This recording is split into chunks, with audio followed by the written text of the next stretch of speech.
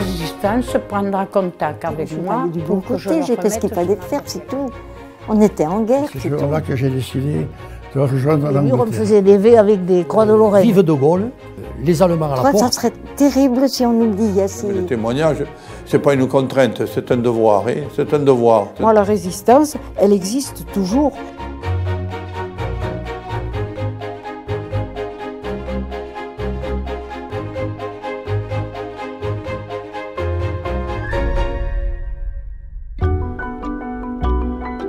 Nous avons été très spontanément au Conseil général, sur ma proposition, d'accord pour créer le musée départemental de la Résistance.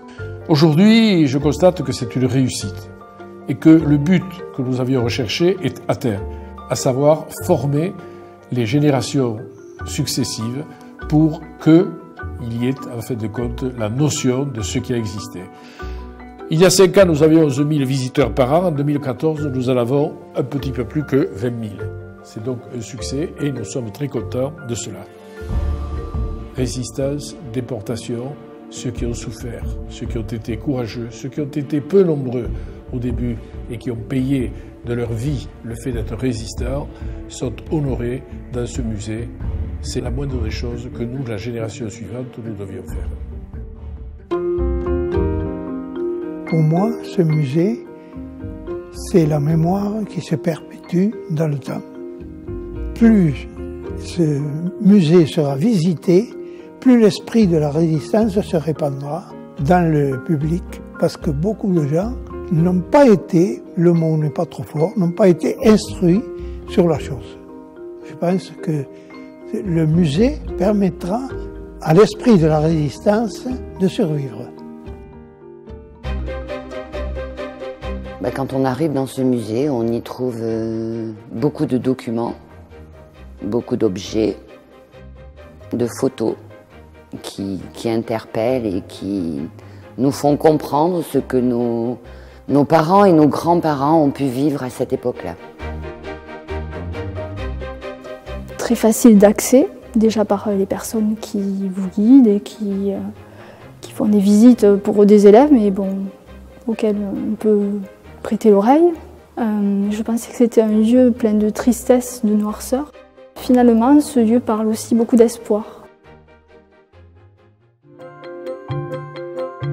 Parce que j'ai été lauréate du concours de la résistance et de la déportation, j'ai eu à la clé un voyage de mémoire, un voyage de 10 jours où on visite des lieux de mémoire, donc des camps de concentration, des cimetières et autres lieux de mémoire où les résistants et déportés, qui eux sont des personnes, des grandes personnes, parce que ça nous apprend beaucoup sur toute la vie et qui ont une force incroyable et qui arrivent à nous soutenir malgré leur histoire. On se doit de transmettre et on se doit de partager ce qu'on a vécu, parce qu'on a une chance énorme. Et toutes les valeurs et toute la solidarité qu'on a ressentie pendant le voyage de mémoire, on peut la retrouver dans ce lieu. Quand on est soutenu, accompagné par des adultes, par des gens d'expérience et compétents, c'est assez prometteur et ça nous pousse à avancer. Donc, ouais, le musée, c'est une sorte de refuge. Ce musée, c'est ma vie. Parce que moi, je suis un témoin de l'histoire de mes parents. Moi, ça me fait du bien d'en parler. Mais il faut toujours défendre la liberté. Il faut la défendre. Il faut que le musée persiste et continue.